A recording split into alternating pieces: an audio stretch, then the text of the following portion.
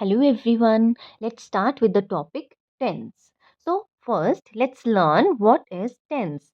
Tense is known as काल in Hindi. Tense के through हमें किसी भी काम का पता चलता है वो किस टाइम पर हुआ है, वो प्रेजेंट में हुआ है, पास्ट में हुआ है या फ्यूचर में हुआ है. ये चीज़ जो है हम टेंस के थ्रू आइडेंटिफाई कर सकते हैं. So we have three main parts of tense: present tense, past tense and future tense. So exactly tense को हम कह सकते हैं कि ये एक टाइम है, टाइम को डिनोट करता है. टेंस में हमारे थ्री मेन पार्ट्स हैं और उन्हें फर्दर डिवाइड किया है 12 सब पार्ट्स में. सो ऑल 12 जो सब पार्ट्स हैं हमारे, वो ये 4 को ही कंटेन करते हैं: indefinite, continuous, perfect and perfect continuous. See, this is present tense. This present tense, all these four are in present tense: present simple, present continuous, present perfect and present perfect continuous. Then past tense: past simple or indefinite, same; past continuous, past perfect and past perfect continuous. The same way future: future simple, future continuous, future perfect and future perfect continuous. सो इन सभी parts के through हम कोई भी work किस time पर हुआ है उस चीज को आइडेंटिफाई कर सकते हैं. So before starting all about present, past and future, let's learn the basic information about it जो हमें tense करने से पहले हमें clear होनी चाहिए. Then only we can understand tenses. See the helping verbs. Tense में helping verb जो है इसके थ्रू ही हमें पता चलेगा कि tense is in indefinite, continuous, perfect और परफेक्ट कंटिन्यूअस में है. Let's see present tense. The helping verbs that we use in present tense are do, does, is, am, are, has, have. In past tense did, was, were, had plus been. In future tense will be, will have and will have been.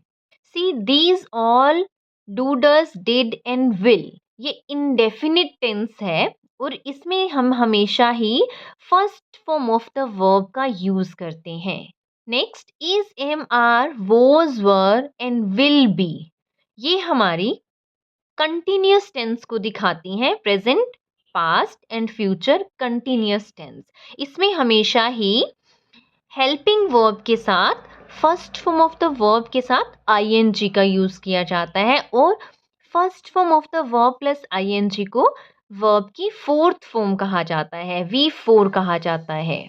Next has, have, had and will, present, past and future ये use होती हैं in perfect tense.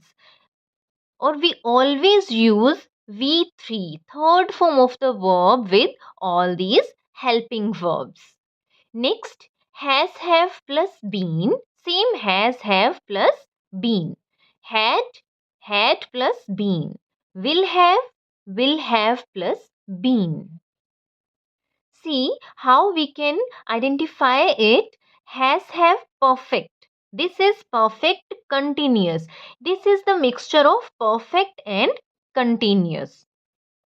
It has taken all the helping verbs of perfect tense and verb form of continuous tense. So these are all helping verbs. We have added being, been with all of them here. And we are using V4, fourth form of the verb, that is in continuous tense. The mixture of this and this is this last perfect continuous tense. This is also V4. V4 is first form of the verb plus ing. So see what the main point is. We are using first form of the verb with indefinite tense of all present, past and future. Here we are using do, does, helping verbs with the negative or interrogative type sentences. We will discuss it later on. Next is, now let's understand about verb forms. We are telling V1, V2, V3. Exactly what are all these? Forms of the verb. यहाँ पर we are talking about main verbs only. No helping verb. Help verbs we have already done. यहाँ पर we are talking about main verbs. So V1 main verb go is given. Second form of the V2 verb is went. V3 verb is gone. Second form of the verb. Third form of the verb. V4 we are talking about V1 plus ing. Go V1 and we are using ing. And V5 is goes. Go के साथ जो हम SES का use करते हैं that is V5 form of the verb. Play, played, played, playing and plays. Write, wrote, written, writing and writes. Do, did, done, doing and does. So you have to keep in mind कि V5 form of the verb क्या है जो हम main verb में SES का use करते हैं present indefinite tense में, वो V5 form of the verb के साथ हम यूज करते हैं. So we have taken some examples to clear the point what is V1, V2, V3, V4 and V5. Now forms of verb. Verb exactly action words होते हैं. These are action words जिससे हमें कुछ भी पता चले कोई काम हो रहा है. That is action word that is denoted by verb. See example. He goes to school. He here is subject. I will clear you that what is subject exactly later on. See here, he is subject here. Go. Go is verb form. So this is verb. Go के through हमें पता चल रहा है यहाँ पर एक जाने का काम है. इस goes जो जाने का काम है इसके थ्रू हम सेंटेंस में ये आइडेंटिफाई करेंगे कि सेंटेंस प्रेजेंट में है, पास्ट में है या फ्यूचर में है. If we are writing it like this, he went. This is went here, V2 form of the verb, and this is showing past tense. This is present, goes is showing present tense and went is showing past tense. So in verbs के through और helping verbs के through हम ये identify करते हैं कि जो sentence है वो present, past या future किस tense में है. सो ये एक जस्ट छोटा सा ओवरव्यू था जिसके थ्रू आपको ये पता चल जाए कि वी फॉर्म्स जो हम यूज कर रहे हैं टेंसेस को लर्न करने के लिए वो एग्जैक्टली क्या है. Now the most important point that we are learning through tenses that what is the structure of a sentence. उस स्ट्रक्चर के थ्रू हम अंडरस्टैंड करेंगे how we are using everything in a proper sequence. So वो structure पहले हमें पता होना चाहिए, then we will forward to the main point of tenses. See this is types and structure of a sentence. Sentence के क्या types होते हैं और क्या स्ट्रक्चर होता है, उस स्ट्रक्चर को ध्यान में रखते हुए हमें टेंस में सेंटेंस को फॉर्म करना होता है वर्ब फॉर्म्स के through. See first is affirmative sentence होता है हमारे पास. उसका एक स्ट्रक्चर क्या होता है. एफर्मेटिव सेंटेंस में सबसे पहले सब्जेक्ट यूज होता है, देन हम हेल्पिंग वर्ब को यूज करते हैं, देन वर्ब यूज की जाती है, देन ऑब्जेक्ट यूज होता है. इस हेल्पिंग वर्ब और वर्ब के थ्रू हम सेंटेंस में सेंटेंस प्रेजेंट, पास्ट या फ्यूचर किस टेंस में है वो आइडेंटिफाई करते हैं. Next is negative sentence.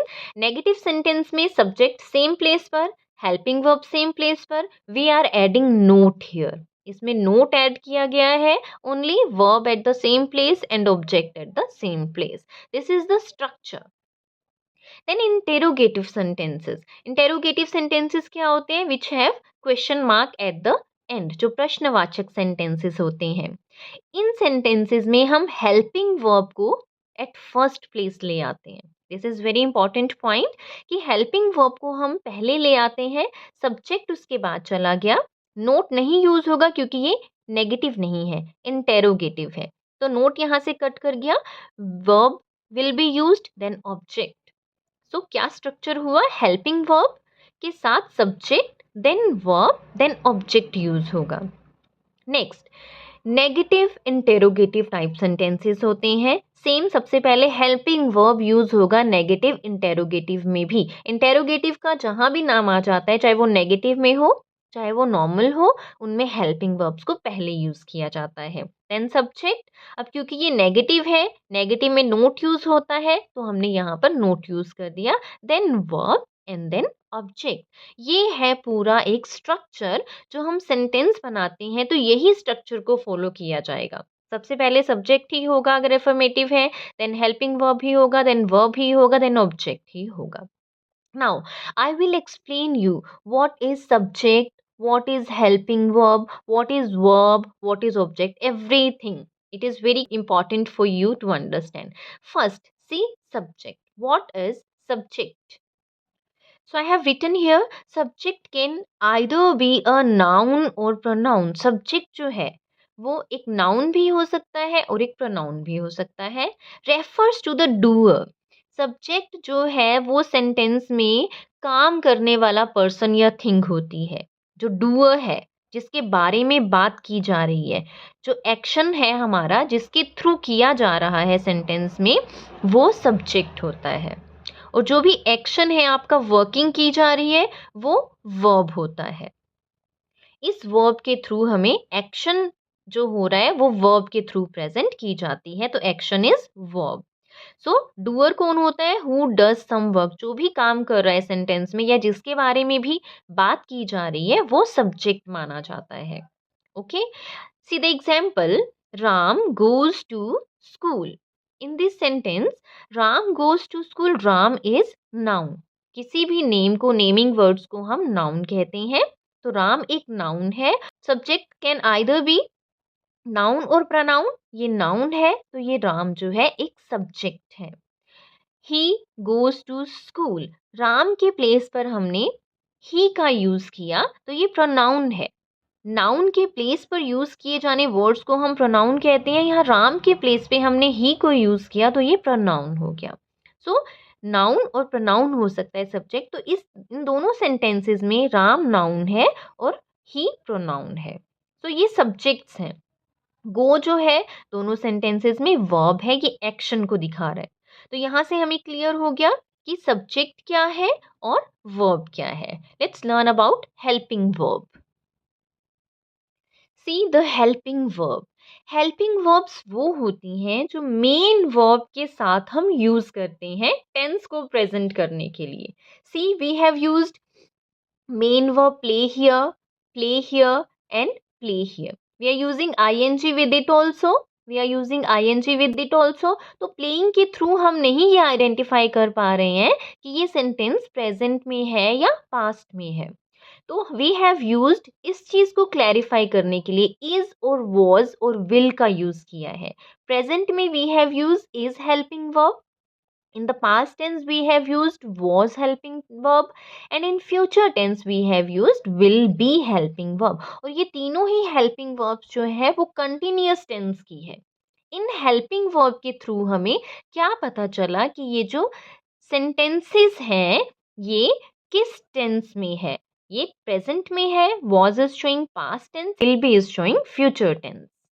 So helping verbs के थ्रू हम सेंटेंस में प्रेजेंट, पास्ट और फ्यूचर होने को आइडेंटिफाई करते हैं। Next we are talking about object.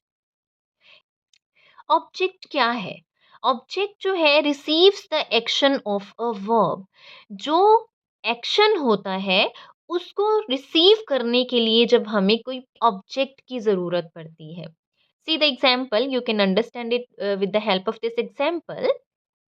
C I asked आपने पूछा। क्या पूछा? किससे पूछा? उस चीज को प्रेजेंट करने के लिए आपको ऑब्जेक्ट की जरूरत पड़ी। तो एक्शन को रिसीव करने के लिए हमें, वर्ब के एक्शन को रिसीव करने के लिए हमें ऑब्जेक्ट की जरूरत होती है, that is object. So these are all the main point that we should learn before learning about tenses. इन सब चीज़ों को जानने के बाद ही आपको टेंसेस के बारे में फुल इंफॉर्मेशन अंडरस्टैंड हो पाएगी। I hope the portion that I have explained today is clear to you. In the next video, we will learn about indefinite tense with the deep understanding. That's all for today. Thank you.